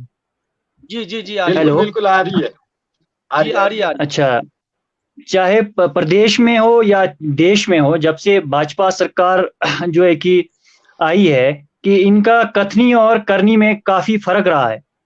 2014 से पहले आप लोग देखते होंगे कि किस तरीके से ये आंदोलन छेड़ते थे और कांग्रेस सरकार के विरोध में जो है कि कई इन्होंने पेट्रोल के ऊपर या महंगाई के ऊपर इन्होंने बहुत सारी जो है कि आंदोलन किया। और जो हमारे अन्ना हजारे जी के आंदोलन थे, उस वक्त भी इनका सपोर्ट था। फिर भी जो है कि उस वक्त किसी भी मीडिया ने ये नहीं कहा कि ये बीजेपी प्रायोजित सपोर्ट है या आंदोलन है। ये वो आंदोलन आंदोलन था। लेकिन जब से ये सरकार आई है, कोई भी आंदोलन या तो खालिस्तानी हो जाता है या वो देशद्रोही का नाम ले लेता है। स्टूडेंट्स का हो या फिर किसानों का आंदोलन हो, सभी आंदोलनों पे इस तरीके का लांछन लगाना इस सरकार की हो रही है। अब जहां तक मोदी जी का बात है कि कल उन्होंने कहा है कि एमएसपी नहीं हटेगा। यदि आप कह ही रहे हो तो एक कानून लाने में क्या दिक्कत है इनको? एश्योर्ड एमएसपी या लीगल एमएसपी दे दो, क्योंकि अब आपने मुक्त व्यापार छेड़ा ही है कि एपीएमसी के बाहर अब जब व्यापार होना है, इसीलिए हम एमएसपी मांग रहे। मार्केट था तब तक तो हम एमएसपी एश्योर्ड नहीं मांग, जो एमएसपी निर्धारित होता था सरकार उसी के बेस पे रेगुलेटेड मार्केट में हम उसको मैनेज कर सकते थे। लेकिन अब जब रेगुलेटेड मार्केट में ही नहीं, उसके बाहर भी जब सौदा होना है किसी माल का या तय होना है कि फसल की बिक्री होनी है, तो इसीलिए हम किसान मांग रहे हैं और कांग्रेस सरकार भी मांगती है कि इस वक्त एश्योर्ड एमएसपी की जरूरत तब पड़ी है। और यदि आप कह रहे हो कि एमएसपी नहीं हटेगा, तो आप ऐसा लीगल तरीके से हमारे प्रधानमंत्री जी देने में क्यों असमर्थ हैं? मेरा यही सवाल है हमारे देश के प्रधानमंत्री जी से। राजीव सर जी चलिए अभी तो और मैं जवाब देना चाहूंगा अपने अनिल भाई से। 2014 में जो कांग्रेस ने की इलेक्शन चुनाव लड़ा है कि हम जो है कि किसान बिल लाएंगे और एमएसपी खत्म करेंगे, तो हम ऐसा बिल लाने की बात नहीं की थी कि किसानों को पूछेंगे ही नहीं और आप लोगों के ऊपर जो है कि हम एक थोप देंगे बिल। हम विभिन्न संगठनों से मिलकर एक ऐसा बिल लाएंगे जो वर्तमान में एपीएमसी में फ्लॉस है। हम भी कहते हैं कि इसमें जैसे कार्टेलाइजेशन होता है कि अदानी और लद्दानी और जो बिचौलियां हैं वो आपस में मिलकर इस तरीके से फसल का जो रेट है उसको निर्धारित करते हैं कि ताकि किसान को ज्यादा से ज्यादा परेशान कर सके और ज्यादा से ज्यादा कम रेट में जो है कि ले सके। एपीएमसी में ऐसा नहीं है कि फ्लॉस नहीं है, ये कांग्रेस सरकार भी जानती थी, इसीलिए इस एपीएमसी एक्ट को स्ट्रिक्टली लाने के लिए किसान बिलों का एक नए तरीके से लाने की कोशिश कर रही थी। लेकिन जो इस वक्त सरकार ने लाया है कि इस बिल को लाने की कोशिश नहीं करनी थी कांग्रेस ने। यशवंत जी, ये बिल हमने कोई किसानों पे थोपा नहीं गया है, इसका पूरा प्रोसेसर हुआ है। सबसे पहले आपका संसद से पास हुआ है, उसके बाद जाके राज्यसभा से भी पास होके पारित होके ही बिल बना है, किसी पे कोई थोपा नहीं गया है। मनीष जी ये बिल मैं एक चीज कहना चाहता हूँ, इन्होंने एक वर्ड दिया कि किसानों पे थोपा गया, इस पे थोपा नहीं गया। जो कानून का प्रोसेस है, जो हमारे संसद का प्रोसेस है, उसको पूरा किया गया है। बिना पारित के, बिना बहस के पारित हुआ है। हाँ जी, हाँ जी, पारित हुआ है। जवाब देना चाहूंगा कि आज जो 66% के आसपास किसान हैं देश के, किसान या डायरेक्टली या इनडायरेक्टली जो है कि बागवानी या खेती बाड़ी करके अपनी आजीविका कमाते हैं, तो जब 66% लोगों में से कितने लोग हैं जो संसद में हैं? अगर यदि हम किसानों का जो किसान, वैसे तो एग्रीकल्चर मुद्दा ही स्टेट लिस्ट में आता है, फिर भी कंकरेंट लिस्ट में जो है कि एक 33 कंकरेंट लिस्ट में उसमें जो है कि अधिकार प्रदान किए गए हैं कि कभी कभी जो है कि सेंट्रल गवर्नमेंट भी इसमें लॉ पारित कर सकता है, उसी के अनुसार अभी सेंट्रल गवर्नमेंट ने लॉ लाया है। लेकिन जब लॉ लाया, स्टेट लिस्ट का जो एग्रीकल्चर जो स्टेट लिस्ट का था, विभिन्न स्टेटों में एपीएमसी एक्ट या विभिन्न स्टेट जो है कि पहले से ही कॉन्ट्रैक्ट फार्मिंग को मजबूती दे रही है, तो सेंटर को जो है कि इंटरफेयर करके ये लाने की जरूरत पड़ी, तो उसमें इस तरीके से फ्लॉज क्यों इतने सारे? जब किसान संगठन का कोई हमारे देश के संसद में इतना संसद है ही नहीं, जो सांसद है वो किसान बहुत कम है। इसीलिए मैं ये गुजारिश करता हूं कि जब भी कोई किसानों के ऊपर बिल बने, संसद को जो है कि एक बार जो है कि किसान यूनियन, जो बड़े बड़े हमारे देश के किसान यूनियन है, उनसे सलाह मशवरा जरूर करना चाहिए। जब राज्यसभा में ये बिल पारित हो रहा था तो वहां पे अपना मनमानी करके, जब विभिन्न जो है कि अपोजिशन पार्टियों ने ये मांग की थी कि इस बिल को स्टैंडिंग कमेटी को दिया जाए और एक बार विचार किया जाए कि इस बिल में काफी फ्लॉस हैं, लेकिन नहीं, मनमानी तरीके से इनको तो बिल पास करना ही था। और ये बिल, जब देश में कोरोना काल की स्थिति थी, इसी समय ऐसे बिल लाने की क्या जरूरत है? क्योंकि सरकार जानती थी कि किसान इसका विरोध करेंगे, और आज को वही हो रहा है कि इतने परेशानी में भी जब सोशल डिस्टेंसिंग रखने की जरूरत है, कोरोना से जूझने की जरूरत है, तब भी किसान जो है कि संगठित होकर इसके विरोध में बॉर्डर के आसपास, जो दिल्ली हमारे जो राजधानी के आसपास इसका विरोध कर रहे हैं। मैं उन सभी किसानों को सैल्यूट करता हूं कि वो अपने अधिकारों के लिए लड़ रहे। तो अगर ऐसे समय में किसान बिल की जरूरत नहीं थी, जब देश के सभी दूसरे आर्थिक स्थिति परेशानी में था, एक ही तो था जो किसानों ने जो है कि किसान जो है कि बिल्कुल संकट से नहीं हटा, और हमारे बागवानों और किसानों ने जो है कि हमारे देश को सुचारू रूप से चलाने में इस कोरोना के महामारी के काल में भी जो है कि हमारे देश को संकट से निकाला है। तो उसी किसानों पे इस तरीके का बिल लाने की क्या जरूरत थी? क्या सब्र नहीं कर सकती थी यह सरकार? चलिए अनिल जी अपनी प्रतिक्रिया करेंगे। अनिल जी आपको ये किसान बिल, आप पूरा इतिहास में ना जाए, आप इस बिल से सहमत हो क्या?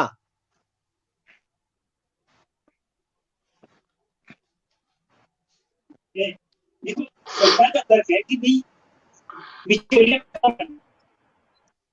सरकार ये कहती है कि बिचौलिया खत्म करना है, बल्कि बिचौलिया को ज्यादा बढ़ावा दिया जाता है। मैं थोड़ा किसान इससे हटके बताता हूँ। देखो, हमारे यहाँ हिमाचल में भी सरकारी कार्यालय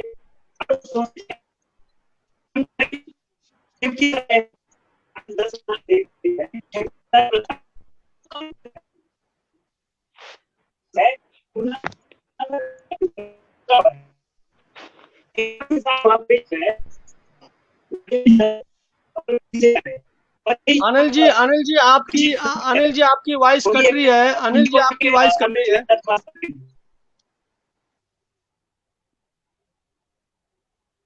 अच्छा, आ रही है? आपकी आवाज कट रही है, बिल्कुल पता नहीं चल रहा है। आप लोगों को पता चल रहा है अनिल जी कुछ बोल रहे हैं तो? बिल्कुल भी नहीं। अनिल जी ये सिग्नल की दिक्कत आ रही है। चलिए राजीव सर, मेरी आवाज सुन रहे हो आप? बिल्कुल सर, बिल्कुल। राजीव सर जी, हम अंतिम पड़ाव की ओर जा रहे हैं। अब हमारा एपिसोड खत्म होने वाला है। आपने कहा कि कांग्रेस आएगी, बीजेपी जाएगी, ये चीजें चलता रहेगा। आप जो है, आप एक अधिवक्ता हो, आप कानून के सलाहकार हो, आपको सब चीजों का पता है। लेकिन इस बिल के आगे से एक चीज आप ये भी मानते होंगे कि कानून के लिए काफी रोजगार निकलेगा। काफी लोग जो है समस्याओं से जूझेंगे, आपके पास आएंगे। तो इसमें एक तो नहीं, क्लियर कहता हूँ, किसानों, जो छोटे किसान हैं वो तो ठोकरें खाते रहेंगे, बड़े किसानों भी आपके पास आएंगे कुछ ना कुछ, मतलब आपके पास क्या वकीलें ही ढूंढते जाएंगे। तो क्या इसमें आपने बुराइयां बताई, अच्छाइयां जरूर बताएं।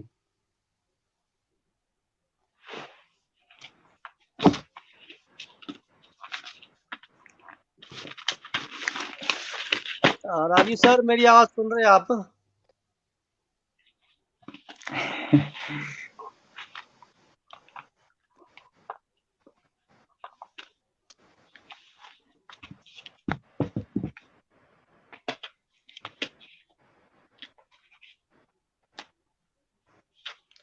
मनीष जी, यहाँ पर एक प्रतिक्रिया आई है।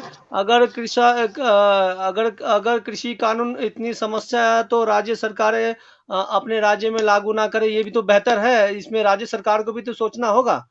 तो केंद्र सरकार ने अभी तक किसी भी राज्य सरकार के लिए लागू करने को वाध्य नहीं किया है। बिल्कुल सही बात है। इसमें ये तो क्लियर है कि भाई अगर राज्य सरकार ना चाहे लागू नहीं कर सकती है, ये तो राज्य सरकार के ऊपर भी है। परंतु जैसे मैं यहाँ पे कुछ बातें कहना चाहूंगा। सबसे पहले मैं जाता हूँ अपने यशु भाई की तरफ, पोटान जी की तरफ। यशु जी ने कहा कि भाई संसद में किसान नहीं है। अरे किसान ने ही तो वोट डाल के वहां पे सरकार बनाई है, उन्हीं के ही प्रतिनिधि वहां पे है, उन्हीं के ही समक्ष ये प्रस्ताव पास हुआ है। किसान खुद तो वहां जाएगा नहीं, तो उसने प्रतिनिधि भेजे है वोटिंग करके। किसान एक मतदाता है। और उसके बाद मैं आपको इसकी अच्छाइयां गिनाना चाहूंगा। सबसे पहले इसकी कुछ एक अच्छाइयां है। आपकी ओर से अच्छाइयां नहीं जानेंगे हम, अधिवक्ता नहीं, जो इसकी हकीकत अच्छाइयां है, जो हकीकत अच्छाइयां है मैं पहले गिनाना चाहूंगा। देखो, राज्य में कृषि उत्पाद समिति एपीएमसी के अधिकार बरकरार रहेंगे, ये नंबर 1 नोट करने। और किसानों के पास सरकारी एजेंसियों का विकल्प भी खुला रहेगा। विकल्प खुला रहेगा, वो कहीं भी ये कर सकते हैं।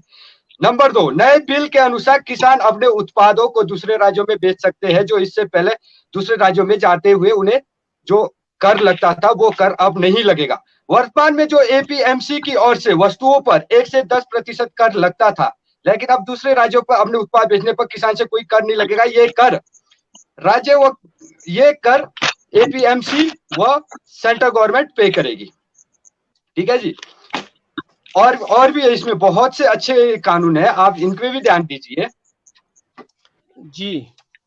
मैं आपको एक एक कानून बताता हूँ। इसमें बड़े अच्छे कानून लाए गए। किसी टीएमसी टैक्स या कोई लेवी और शुल्क आदि का भुगतान नहीं होगा। यदि कोई दस्तावेज की जरूरत भी नहीं पड़ेगी, वहीं खरीदार और विक्रेता दोनों को लाभ मिलेगा। पहले डॉक्यूमेंट्स पे कितना खर्चा आता था, ये बनाओ, वो बनाओ, ये बनाओ, सब कुछ बनाओ।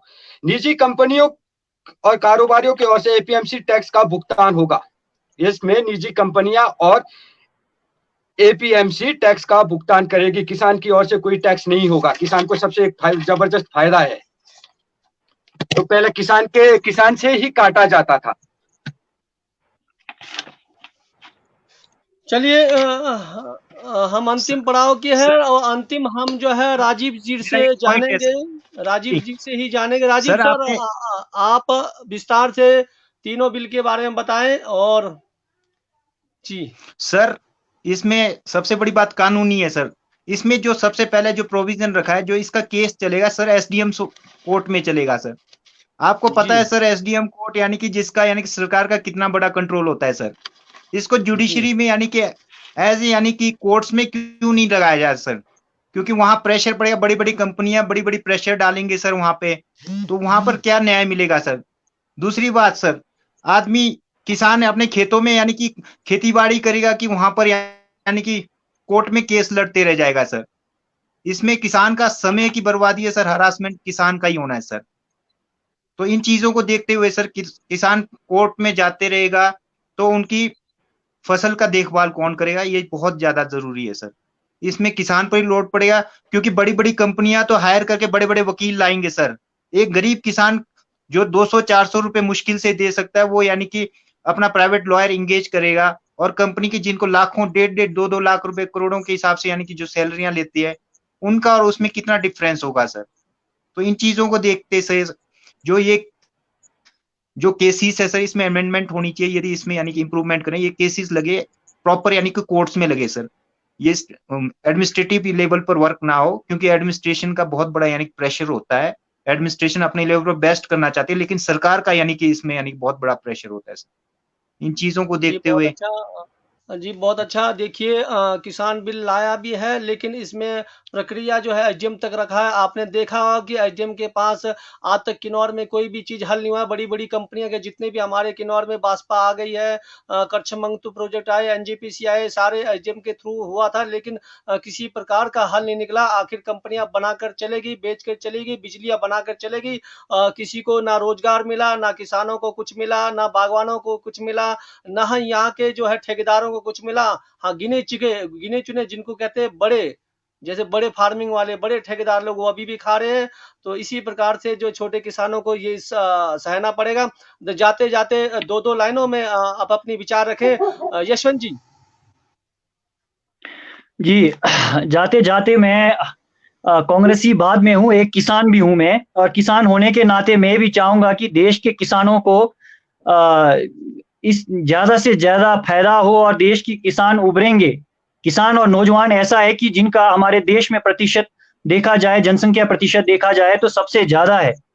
और जहां तक सवाल है मेरा कि अभी हमारे मनीष भाई को बोल रहा था कि जब तक किसान भी जो सच में किसानी करता है वो जब तक सांसद में नहीं पहुंचेगा तो किसानों की बात सुनने वाला कोई नहीं है। और नौजवान भी जब तक सांसद में ज्यादा से ज्यादा संख्या में नहीं जाएंगे तो ये बेरोजगार ही रहेंगे।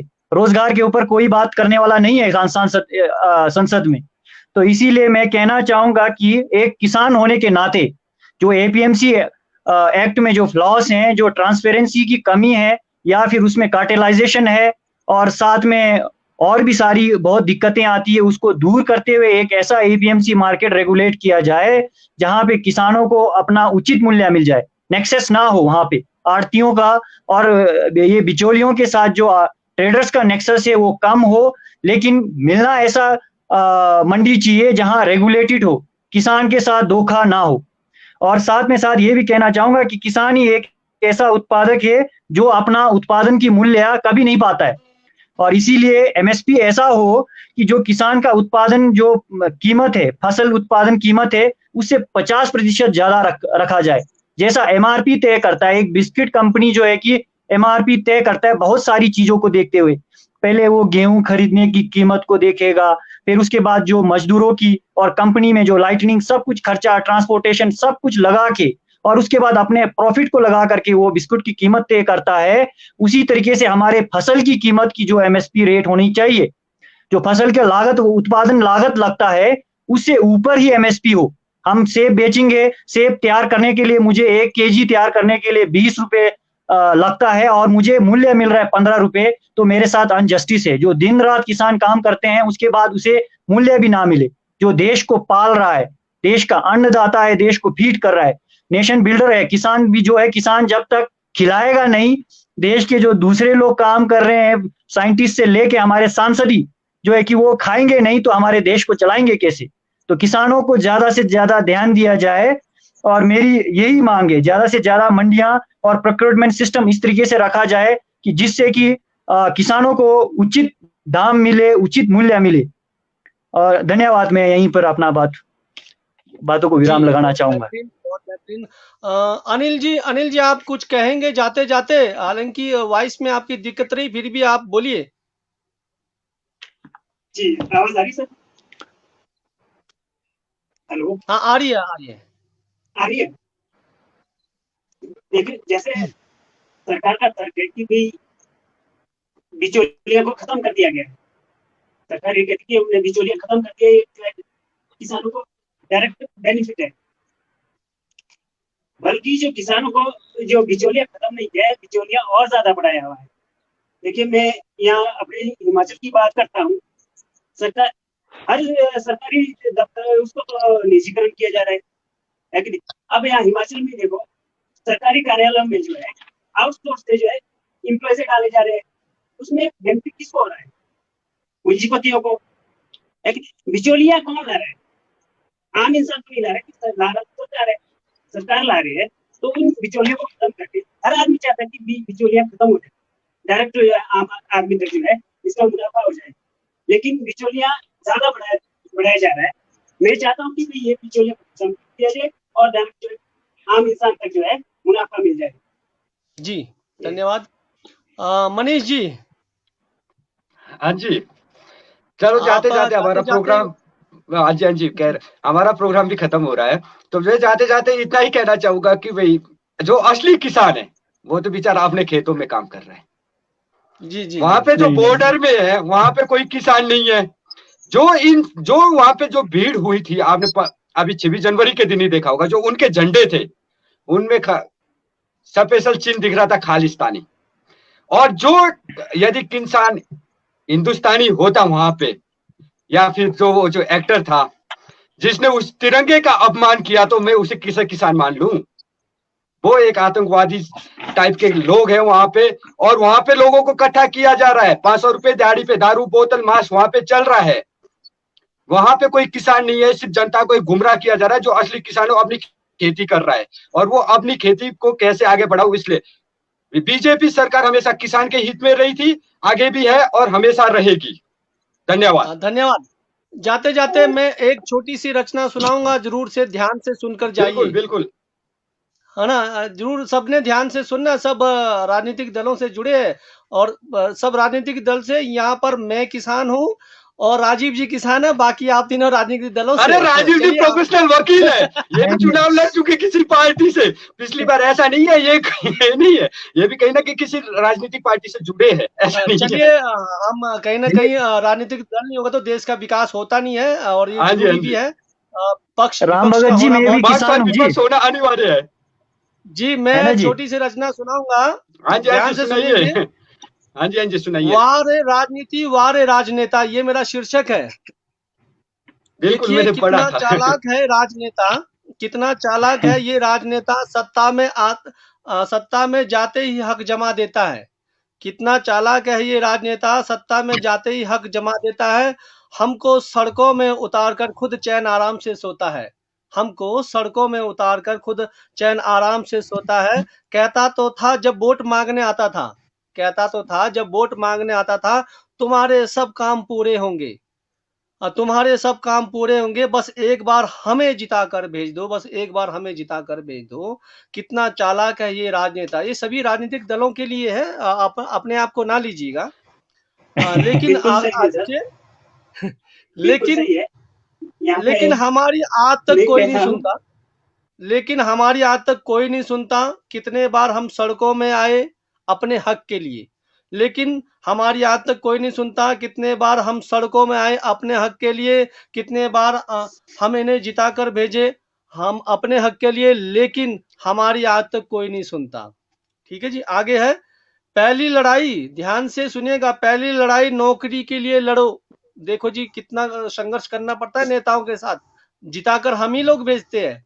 पहली लड़ाई नौकरी के लिए लड़ो, दूसरी लड़ाई अनुबंध के लिए लड़ो, तीसरी लड़ाई ग्रेड पे के लिए लड़ो, चौथी लड़ाई वरिष्ठता के लिए लड़ो, पांचवी लड़ाई पेंशन के लिए लड़ो। कितना चालाक है ये आज का राजनेता। आज का तो नहीं है, सदियों का राजनेता है। जब अपना वेतन बढ़ाते हैं, ध्यान से सुनिएगा, जब अपना वेतन बढ़ाते हैं, पक्ष विपक्ष जोर जोर का टेबल बजाते हैं और मिठाइयां खाते हैं। जब अपना वेतन बढ़ाते हैं, पक्ष विपक्ष जोर जोर का टेबल बजाते हैं और मिठाइयां बांटते हैं। हाँ, जो अब ध्यान से सुनेगा, जो झूल गए फांसी में आजादी के लिए, जो झूल गए फांसी में आजादी के लिए, वो भी क्या सोचते होंगे। जैसे चंद्रशेखर आजाद हो गए, शहीद भगत सिंह जी हो गए, जो झूल गए फांसी में आजादी के लिए, वो भी क्या सोचते होंगे। गुलाम हम अब है या तब थे, गुलाम हम अब है या तब थे। किसी को रोटी नहीं मिलती यहाँ तो किसी को मकान नहीं। हाँ, किसी को रोटी नहीं मिलती यहाँ तो किसी को मकान नहीं। बेरोजगारी से नौजवान परेशान है। हाँ, बेरोजगारी से नौजवान परेशान है, और यहाँ आज किसान बिल के लिए किसान परेशान है। वारे राजनेता वारे राजनीति, तेरा क्या कमाल है। तो ये मेरी छोटी सी रचना थी। तो ये जायज है कि राजनेताओं को हम जिताकर अंतिम लाइनों को मनीष भाई ध्यान से सुने जी। अरे यहाँ पे किसान है का, कोई तो प्रूफ कराओ कौन है किसान। एक बंदे का नाम बताओ कि वो किसान है, तो मैं मानूंगा कि मैं पूरी पार्टी। चलिए, आपसे माफी मांग, एक किसान बता दीजिए वहां पे, एक किसान बता दीजिए। निकाला राजीव सर जी, आपने हमारे समय नहीं, एक किसान तो बताओ, एक किसान तो बताओ मेरे को, बॉर्डर पे कौन है, कौन है। आपको टिकट किसान दिख रहा है, टिकट दिख रहा है, हाँ टिकट किसान दिख रहा है, जिसको एक कारोबार किसान है कहाँ, नहीं। अरे ये तो आप कह रहे हैं, वहाँ पे दिखाइए आप मुझे किसान कहाँ है। वहाँ पे जो एक तिरंगे का अपमान हो रहा है, आप उनको किसान कह रहे हैं। एक तिरंगे का अपमान हो रहा है, पूरे देश का अपमान किया गया 26 जनवरी के दिन। आप मनीष जी ये आप बिल्कुल ठीक बोल रहे, तिरंगे का राजेश सर अपमान हो रहा है। राजीव सर आप बताइए। सर तिरंगे का अपमान हो रहा था, लेकिन सेंटर में गवर्नमेंट तो आपकी है सर, आप क्या कर रहे थे सर? उन्हें क्यों नहीं रोक रहे थे? आपका ड्यूटी बनता था उसे रोक के अरेस्ट करे, वो तो भागा रहा सर, उसको रोकना चाहिए था, उसको अरेस्ट करना चाहिए। डंडा कैसे रह पाई सर? वो सरकार क्या कर रही थी उस समय? सरकार का ड्यूटी बनता था उसे रोके। आपने यानी कि पूरे सबको अंदर जाने दिया सर, इतना बड़ा लाल किले में सर। तो इन चीजों को ध्यान देना पड़ता है सर। और हम बोल रहे कि किसान नहीं है सर, हम सारे किसान नहीं होंगे सर, लेकिन आप मेन चीज किसान की बात नहीं है सर, मेन चीज है मुद्दे की बात है सर। किसान इससे एग्री है कि नहीं? ये बिल किसान के लिए फायदेमंद है कि नहीं? धन्यवाद आप लोगों का, आप लोगों ने समय निकाला और आप फिर लोगों कभी जी, आप लोगों को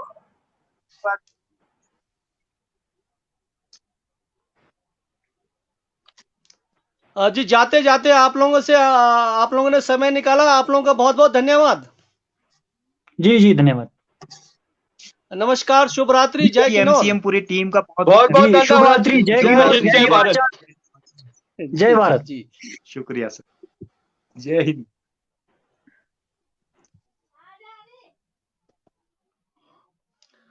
तो आज के हमारे अतिथि थे आदरणीय यशवंत जी और आदरणीय मनीष जी, आदरणीय अनिल जी और आदरणीय राजीव सर जी। और किसी कारणवश किसान सभा के आदरणीय जोधान जी नहीं जुड़ पाए, तो उनका हम आभार प्रकट करते हैं कि वो अगर फिर कभी हमारे इस मंच में आए तो जरूर हम उनका जो आज की जो किसान बिल पर परिचर्चा होनी थी उस पर उनसे हम सुनेंगे। तो आज का एपिसोड हमारा किसान बिल पर ही था। तो जैसा कि राजीव सर ने कहा था कि इसमें बुराइयां भी है, कॉन्ट्रैक्ट फार्मिंग जो इसमें बताया गया थे, इसमें काफी चीजों को लेकर बुराइयां होगी। और जैसे यशवंत जी ने भी कहा कि ये बिल जो है काला बिल है, और मनीष जी ने अपना प्रतिक्रिया की कि ये जो है देश हित के लिए। चलिए हम भी यही हैं और आप भी यही हैं, तो देखते हैं कि ये जो किसान बिल है तो हमारे लिए कितना फायदा करेगा वर्तमान में। तो आज का एपिसोड यहीं समाप्त करते हैं और शनिवार को मिलते हैं किन्नौरी संध्या में, और जिसमें हमारे मुख्य अतिथि होंगे किन्नौर के साहित्यकार आदरणीय विद्या सिंह नेगी जी। तो उनसे हम रूबरू करेंगे। तो तब तक के लिए नमस्कार, जय किन्नौर।